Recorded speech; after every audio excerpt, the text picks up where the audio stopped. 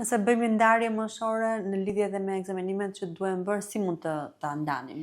Atëherë, nëse ne kemi një vajzë në momentin që sapo ka filluar pubertetin dhe sapo kanë ardhur menarket e para, patjetër që mjafton vetëm bërja e një ekografie. Në qoftë se kjo vajzë ka filluar dhe marrëdhëniet seksuale, aktivitetin seksual, patjetër që gama e ekzaminimeve duhet të zgjeruar. Kështu që ne rekomandojmë dhe bërjen e një pap testi pos bërjes ekografisë, bërjen e analizave të sekrecioneve vaginale, nëse pacientja ose vajza gruaja ka apo jo shqetësime, për të pasur një kontroll dhe një informacion më të plot për shëndetin e saj riprodhues. Pastaj në varësi të problematikave që ajo mund të ketë, ankesa e patjetër që ne ndalemi në detaje më specifike.